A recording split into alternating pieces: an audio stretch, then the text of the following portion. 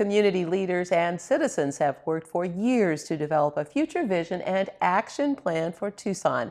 At this juncture, the group has collected results of surveys that will determine the next steps. Keri Silvyn has pushed this project from the get-go and joins us to talk about Imagine Greater Tucson. Welcome, Keri. Thank you. First of all, for those people who are unaware of what this project is about, give us a little explanation of what you have in mind. Imagine Greater Tucson is really a regional community-based collaboration to bring everybody together and talk about what we share as our value system, and then begin to make some of the tough decisions that we need to make today to based on those values in order to create the community for tomorrow that we want.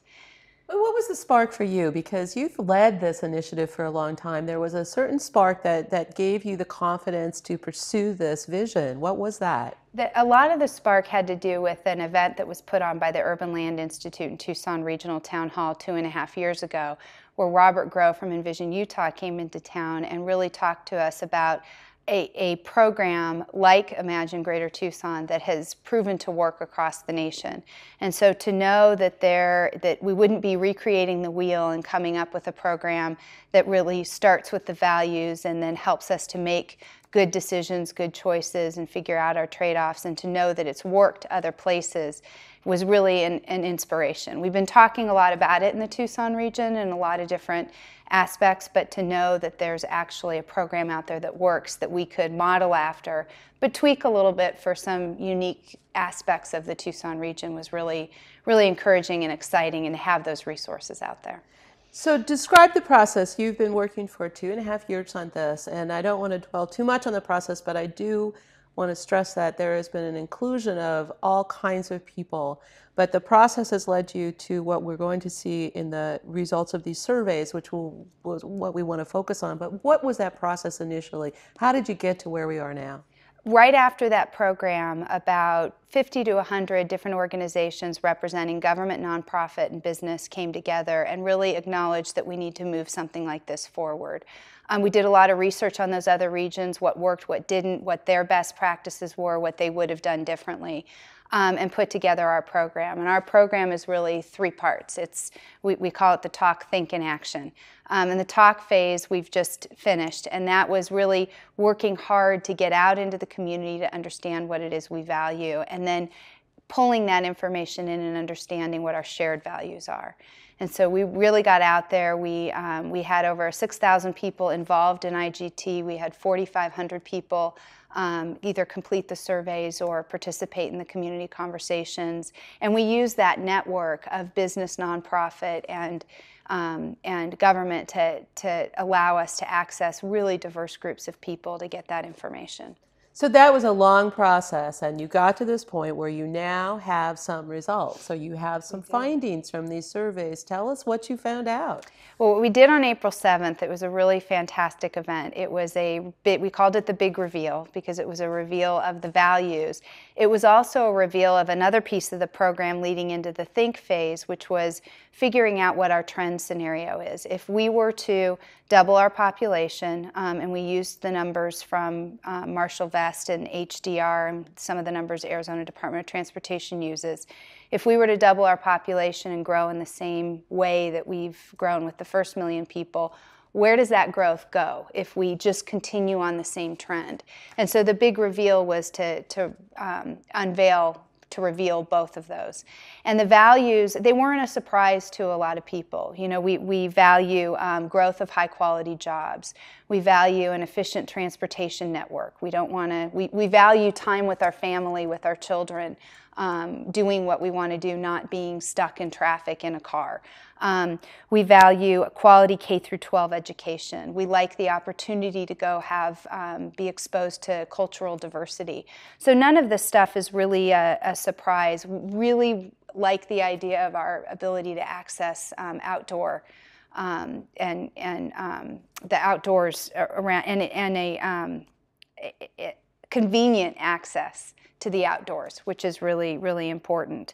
And the University of Arizona was obviously one as just a bastion of really good information, good research, and get people thinking in general. So you have this, and none of this, like you say, is a big surprise. I think that most people would agree that we do value those items. So how are you going to apply this? Well, what we What's did next? Okay, now we're thinking. What we did at the big reveal was we explained all these values and everybody agreed, and then we showed people the trend scenario. And the trend scenario demonstrates that our growth would go into the outskirts along our major arterials. There's a lot of open space out there that we value, yet we're going to potentially use that to accommodate our future population.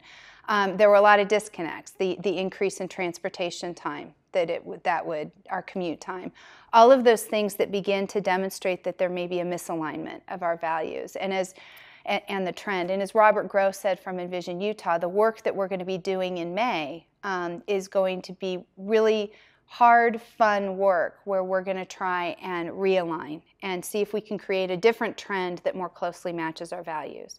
So what we're asking people to do, and there were 500 people at this event, it was great, it was standing room only, and what Robert said was all of you take out your little Palm Pilots right now, and I would ask everybody to do that who's watching the show, and mark down either May 15th, May 18th, I better get the dates right, May 18th, May 24th, or May 25th.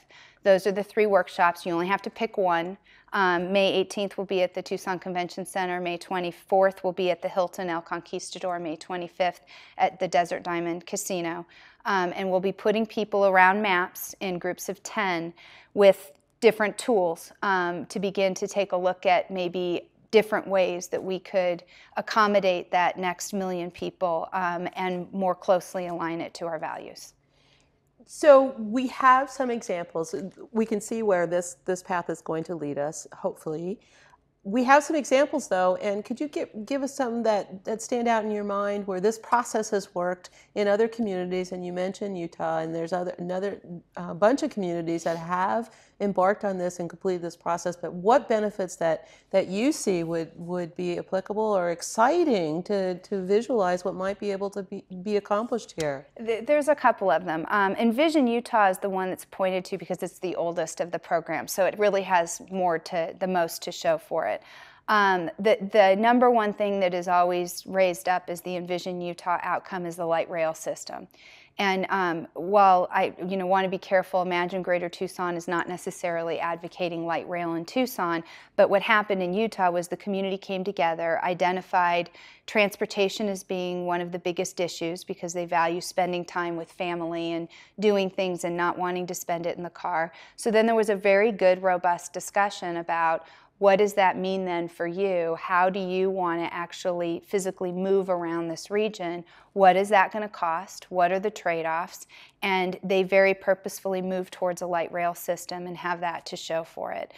Sacramento brought 170 different communities together, and they now have a transportation plan that all of the communities have really bought into, which is really exciting. Those are 2 transportation examples, and there's others. Well, as we know, transportation drives development, and they're integrally related, so we can see that. And I look forward to finding out more when we discover more, and your information will be on our website for those people who want to get involved. Thanks, Keri. Thanks for having me.